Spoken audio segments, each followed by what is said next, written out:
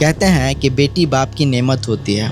उस बाप को कितना फक्र होता होगा, उस बाप को कितना नाज होता होगा उस बेटी पे जिस बेटी की लाश जमीन पे रखी हो और उसका बाप किसी आलिम या किसी हाफिज के पैरों में गिरा हो, लोग उसके जनाजे में उसके तलबे चाट रहा हो कि मेरी बेटी का नमाज जनाजा पढ़ा दो। कोरोना तक के जनाजों में नमाज जनाजा होने के बाद दफन, ये पहला ऐसा जनाजा है जो बिना नमाज जनाजा के। और कोई भी आलिम उसकी बेटी का नमाज जनाजा पढ़ाने के लिए राजी नहीं हो रहा हो।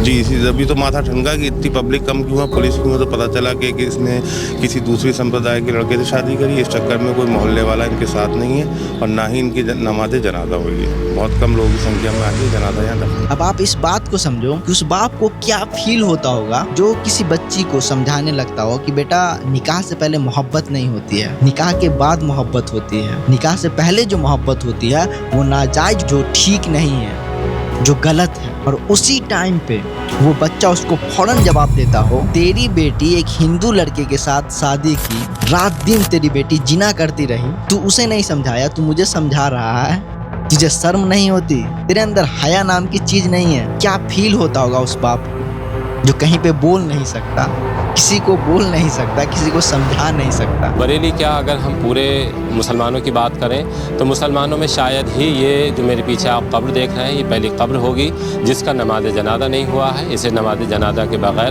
दफन किया गया है। एक इल्मा नाम की लड़की होती है और वो मोहब्बत के नाम पे एक हिंदू लड़के से शादी कर लेती है और कुछ टाइम बाद वो मर जाती है। अब वो पागल लड़की एक हिंदू लड़के से शादी तो कर लेती है लेकिन उसके मन के अंदर एक ख्वाहिश होती है कि मुझे इस्लामिक रिवायात के मुताबिक दफनाया जाए। मौत होने के बाद उसके घर वाले उसकी बॉडी को अपने घर ले आते हैं, यानी उसकी बॉडी मायके में आ जाती है। इस मामले को लेकर मोहल्ले के लोगों ने एतराज़ जताया क्योंकि ये दूसरे संप्रदाय के लड़के के साथ चली गई थी, ये लड़की मुस्लिम थी।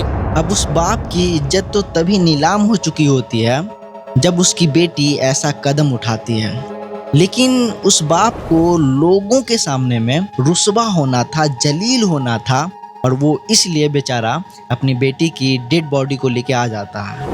जो वहाँ के इमाम हैं नमाज जनाजा पढ़ाने से इनकार कर दिया और जो पलंग मस्जिद से जनाजा ले जाने के लिए लेकर आया गया था उसको भी वापस बुलवा लिया गया था। तब ये मामला दरगाह आला हज़रत पर पहुँचा। मरकज़ी दारुल इफ्ता से इस मसले पर राय ली गई। ये पता किया गया कि शरीयत का हुक्म क्या है। शरीयत का हुक्म सामने आने के बाद ये साफ़ हो गया कि कोई भी इमाम नमाज जनाजा नहीं पढ़ाएगा क्योंकि लड़की मुर्तद हो चुकी थी।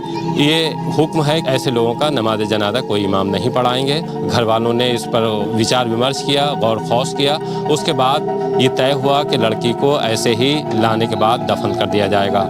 यहाँ कब्र खुदी है, मेरे पीछे आप देख रहे हैं। यहाँ पुलिस आई थी, पुलिस की मौजूदगी में लड़की को कब्र में दफना दिया गया है।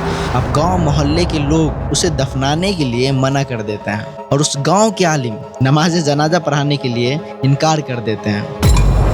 हालांकि मुझे इस बात से बहुत खुशी हुई कि आज भी ऐसे आलिम हैं। भले ही उस लड़की की जगह कोई भी लड़की हो, चाहे मेरी बहन ही क्यों ना हो, उसके साथ ऐसा ही होना चाहिए था। अल्हम्दुलिल्लाह ये बहुत अच्छा हुआ ताकि इससे दूसरी बच्चियां सीख सके। और अगर ऐसी ही बेटी होती है तो मैं खुदा से दुआ करूंगा कि या अल्लाह ऐसी बेटी को उसकी माँ के कोख में ही मौत दे दे या तो फिर उस बाप को मौत दे दे ताकि उस बाप को ऐसा दिन ना देखना पड़े। जो बेटी अपने बाप के सीने को फाड़ के अपने हाथों से उसका दिल कलेजी को निकाल के कच्चा चबा जाने वाली बेटी हो, ऐसी बेटी से अल्लाह बचाए। सूरा बकरा सूरा नंबर 2 आयत नंबर 2 से 21 में फरमाया कि कोई मुसलमान लड़की मुसलमान लड़के के अलावा किसी भी मजहब के मानने वाले लड़के से शादी नहीं कर सकती, चाहे उसे वो गैर मुस्लिम लड़का कितना भी पसंद क्यों ना हो। मतलब कि एक मुस्लिम लड़की किसी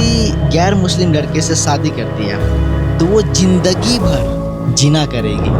और अगर कोई मुस्लिम लड़की किसी गैर मुस्लिम लड़के से शादी कर लेती है बगैर निकाह के सुन्नत तरीक़े के, तो फिर इस्लामी शरीयत के हिसाब से उसे जिनाहकारी और हरामकारी कहा जाए। और उसके बाद जो उससे बच्चे होंगे ना, वो भी बाद में किसी देवी देवताओं को मानेंगे ना, तो उसमें भी बराबर की शरीक होगी। लाहौल वाला कुव्वत, इतना बड़ा गुनाह अगर आपने इसे नज़रअंदाज कर दिया, इस बात पे ध्यान नहीं दिया, तो हो सकता है कि कल के डेट में उस जगह पे आपकी बेटी हो।